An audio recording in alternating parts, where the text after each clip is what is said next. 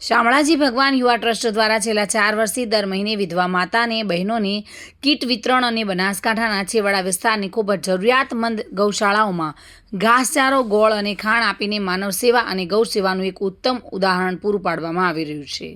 ત્યારે સુરત મહાનગરપાલિકાની કોમ્યુનિટી હોલમાં કાર્યક્રમ શામળાજી ભગવાન યુવા ટ્રસ્ટના બધા જ કમિટી સભ્યો સાથે મળીને રાખવામાં આવ્યો હતો, જેમાં મુખ્ય મહેમાન તથા સાહિત્ય કલાકાર દ્વારા દીપ પ્રાગટ્ય કરી કાર્યક્રમની શુભ શરૂઆત કરાઈ હતી।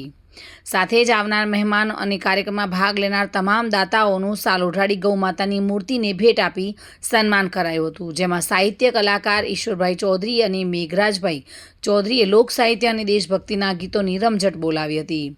વધુમાં ગૌ માતા બચાવો અભિયાનના ગૌભક્ત વસંતભાઈ દેસાઈએ જણાવ્યું હતું કે આ ગ્રુપ આજના સમયમાં સોશિયલ મીડિયાનો એક સાચો સદુપયોગ કરીને જે આ માનવ સેવા અને ગૌ સેવાનું કાર્ય કરે છે, તમામ ગ્રુપના કમિટી સભ્યોને અભિનંદન પાઠવ્યા હતા અને આ કાર્યક્રમને સફળ બનાવવામાં જેમણે પણ સાચા દિલથી સાથ સહકાર આપ્યો છે તે તમામનો હૃદયપૂર્વક આભાર વ્યક્ત કરવામાં આવ્યો હતો। શામળાજી યુવા ટ્રસ્ટ દ્વારા અમારી જે પહેલી પ્રવૃત્તિ ગાય માતાને ચાર આપીએ છીએ, પછી અપંગ ગાય હોય એની સેવા, નિરાધર જેનોને કીટ, પંખીડાને ચણ, પછી કોઈ કે જેનો કોઈ આધાર નથી એવા બાળકો હોય એને સાધુ સંતોને આ અમારો એક ટ્રસ્ટ દ્વારા સેવાકીય પ્રવૃત્તિ ચાલુ।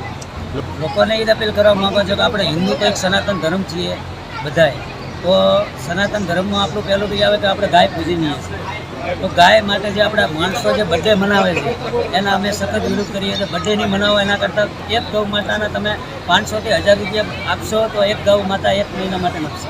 કાર્યક્રમ છેલ્લા 4 વર્ષથી શ્રી શામળાજી ભગવાન યુવા ટ્રસ્ટ સુરત 4 વર્ષથી સતત આયોજન થાય છે। એ કાર્યક્રમમાં જે તે સર્વે કરીને આંતરિયાળ વિસ્તારમાં ખરેખર જ્યાં ગૌશાળામાં ઘાસચારાની જરૂર હોય છે એ સર્વે કરી અને અહીંયા દરેક બનાસકાંઠાની ગૌશાળામાં પણ ઘાસચારો આપવામાં આવે છે અને જરૂર જણાય તો સૌરાષ્ટ્ર, કચ્છ, કાઠિયાવાડમાં પણ જ્યાં જરૂર જણાય ત્યાં જે પણ ગૌ સેવાના કાર્યો હોય એ કરવામાં આવે છે। ગંગા સ્વરૂપ બહેનો હોય એમને દર મહિને કીટ વિતરણ પણ કરવામાં આવે છે અને જે પણ માનવ સેવાના કાર્યો હોય, કોઈ આકસ્મિક ઘટના બની હોય તો એમાં પણ ફૂલ નહીં તો ફૂલની પાંખડી આ ટ્રસ્ટ તરફથી સહયોગ આપવામાં આવે છે।